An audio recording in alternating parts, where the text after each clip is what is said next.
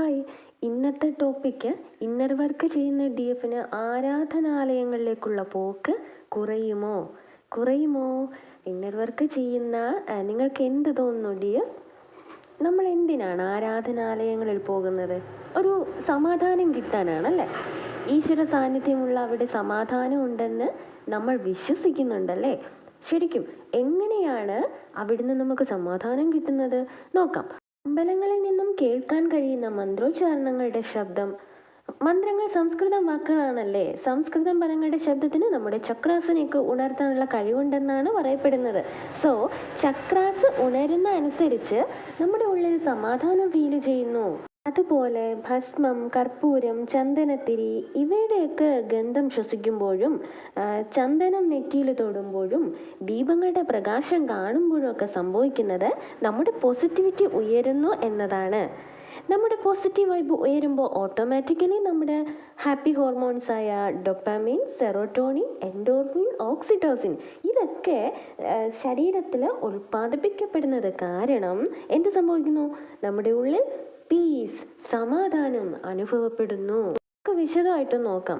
ഈ മന്ത്രോച്ചാരണങ്ങൾ കേൾക്കുമ്പോൾ നമ്മുടെ ചെവിയിലൂടെ പോസിറ്റീവ് എനർജി ഉള്ളിലേക്ക് എടുക്കുകയാണ് ചെയ്യുന്നത് അല്ലേ? അതുപോലെ കർപ്പൂരം, ചന്ദനത്തിരി, ഭസ്മം, പിന്നെ പായസത്തിൻ്റെയും കൂടെ സ്മെല്ലടിക്കുമ്പോൾ ശ്വസിക്കുമ്പോൾ പോസിറ്റീവ് എനർജി മൂക്കിലൂടെ ഉള്ളിലേക്ക് എത്തുന്നു.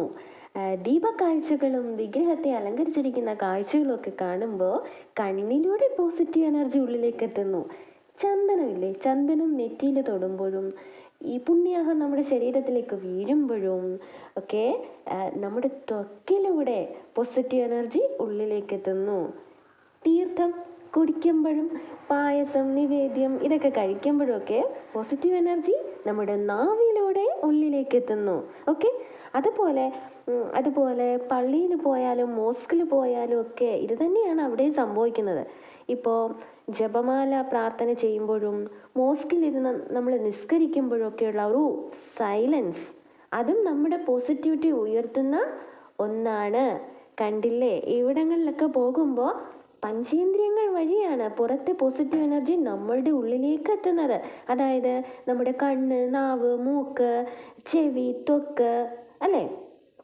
ഒരു കാര്യം പറയാൻ മറന്നു. നിങ്ങൾ കണ്ടിട്ടില്ലേ അമ്പലമുറ്റത്ത് ആൽമരം ഉണ്ടാകും? നിങ്ങൾക്കറിയുമോ? ഏറ്റവും കൂടിയ അളവിൽ ഓക്സിജനെ പുറത്തുവിടുന്ന സസ്യം ആലാണ്. ആലിലകളിൽ നിന്നും കൂടിയ അളവിൽ ഓക്സിജൻ പുറത്തേക്ക് വരുന്നത് കൊണ്ട് തന്നെ അതിൻ്റെ ചുവട്ടിൽ കുറച്ചു നേരം ഇരുന്നാൽ തന്നെ വല്ലാത്ത ശാന്തത അനുഭവപ്പെടും. നിങ്ങൾക്ക് ഫീൽ ചെയ്തിട്ടുണ്ടോ? കാരണം എന്താ? നമ്മൾക്ക് ശ്വസിക്കാൻ പ്യൂറായിട്ടുള്ള ഓക്സിജൻ അവിടെ ഇരുന്നാൽ കിട്ടുന്നുണ്ടല്ലേ? ശരീരത്തിനുള്ളിൽ ഓക്സിജൻ ലെവൽ കൂടുമ്പോൾ എന്താ സംഭവിക്കണേ? നമ്മുടെ രക്തോട്ടം കൂടും, നമ്മുടെ തലച്ചോറിന് ഉന്മേഷം നൽകും. അതുവഴി നമ്മുടെ ശരീരത്തിൽ നമ്മുടെ ഹാപ്പി ഹോർമോൺസ് ഉൽപ്പാദിപ്പിക്കപ്പെടുന്നു. അതിൽ സെറോട്ടോണിൻ എന്ന ഹോർമോണാണ് നമ്മുടെ മനസ്സിൻ്റെ സ്ട്രെസ്സൊക്കെ കളഞ്ഞ് നമ്മുടെ മനസ്സിനെ ശാന്തമാക്കുന്നത്. ഓക്കെ, അതുപോലെ ഈ ആലിലകൾ കാറ്റത്തിങ്ങനെ ആടി ഉലയത്തില്ലേ? അപ്പോൾ ഈ ഇലകൾ തമ്മിൽ ഇങ്ങനെ ഒരു മർമരം, ഒരു ചെറിയ ഒരു സൗണ്ട് ഉണ്ടല്ലോ, ഇലകൾ തമ്മിൽ ഉരസുമ്പോഴുള്ള ഒരു സൗണ്ട് പോലും നമുക്കൊരു മെഡിറ്റേഷൻ തന്ന ഒരു ഫീലാണ് അത് കേൾക്കുന്നത് പോലും. ആ ഒരു മർമരം സൗണ്ട് മനസ്സിലായോ? അപ്പം നിങ്ങൾ ആൽമരത്തിൻ്റെ ചുവട്ടിലൊക്കെ കുറച്ച് നേരം ഒന്ന് ഇരുന്ന് നോക്കുക കേട്ടോ. അപ്പോൾ ഞാൻ പറഞ്ഞു വന്നത്, നമ്മൾ ആരാധനാലയങ്ങളിൽ പോകുമ്പോൾ നമുക്ക് സമാധാനം കിട്ടാൻ കാരണം ഇതൊക്കെയാണെന്ന് നിങ്ങൾക്ക് മനസ്സിലായില്ലേ? ഇനി ഇന്നർ വർക്ക് ചെയ്യുന്ന DFൻ്റെ കാര്യം നോക്കാം. അവർ കൂടുതലും മെഡിറ്റേഷനിൽ ശ്രദ്ധിക്കുന്നത് കൊണ്ട് തന്നെ അവർ അവരുടെ സോളുമായിട്ട് കൂടുതൽ അടുക്കുന്നു. അങ്ങനെ അടുക്കുമ്പോൾ ആ സോളിനെ പോലെ ജീവിക്കാൻ അവർ ശ്രമിക്കുന്നു. എന്ന് വെച്ചാൽ ആത്മാവിൻ്റെ അതേ സ്വഭാവത്തിൽ ജീവിക്കാൻ. ഓക്കെ, ആത്മാവിൻ്റെ പൊതു സ്വഭാവം എന്നത് അത് ശാന്തമാണ്. നമ്മുടെ ആത്മാവ് ശാന്തമാണ്, ശാന്ത സ്വഭാവമാണ്. അതിന് സൈലൻസ് ആണ് ഏറ്റവും കൂടുതൽ ഇഷ്ടം. സോ DF സോളുമായിട്ട് കണക്റ്റ് ആകുന്നതിനനുസരിച്ച് ആത്മാവിനെ പോലെ ശാന്തമായി വരുന്നു. ഓക്കെ, അങ്ങനെ ശാന്തമാകുമ്പോൾ എന്താ സംഭവിക്കുന്നത്?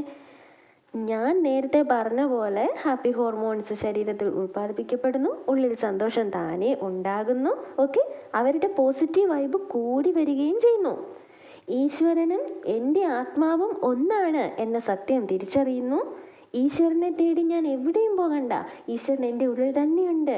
സമാധാനവും ശാന്തതയും സന്തോഷവും എല്ലാം എൻ്റെ ഉള്ളിൽ തന്നെയുണ്ട് എന്ന് DF മനസ്സിലാക്കുന്നു. ഓക്കെ, ഇന്നർ വർക്ക് ചെയ്യുന്ന ഒരു DFന് ഈ തോന്നലൊക്കെ ഉണ്ടായി തുടങ്ങുമ്പോൾ സന്തോഷത്തിനും സമാധാനത്തിനും വേണ്ടി മറ്റെവിടേക്കും പോകാൻ അവർ ആഗ്രഹിക്കുന്നില്ല. അപ്പോൾ നിങ്ങൾക്ക് മനസ്സിലായോ ഡിയേഴ്സ്? അതുകൊണ്ടാണ് ഇന്നർ വർക്ക് ചെയ്യുന്ന DFസിന് ആരാധനാലയങ്ങളിലേക്കുള്ള പോക്ക് കുറയുന്നത്. ഓക്കെ, പക്ഷേ അങ്ങനെ പോകുന്നവരെയും ആരാധനാലയങ്ങളെയും അവർ അംഗീകരിക്കുന്നു. കാരണം അവർക്കറിയാം ആരാധനാലയങ്ങളിലേക്ക് പോവുക എന്നത് ഇന്നർ വർക്ക് ചെയ്യുന്നതിൻ്റെ മറ്റൊരു രീതി മാത്രമാണ് എന്നത്. ഓക്കെ, മറ്റുള്ളവർ ആരാധനാലയങ്ങളിലേക്ക് പോയി സമാധാനം കണ്ടെത്തുന്നു, DF ഇന്നർ വർക്കിലൂടെ സമാധാനം കണ്ടെത്തുന്നു. ഇതാണ് ഇത് രണ്ടും തമ്മിലുള്ള വ്യത്യാസം. രണ്ടിൻ്റെ റിസൾട്ട് ഒന്ന് തന്നെയാണല്ലേ, സമാധാനം. Okay, thank you.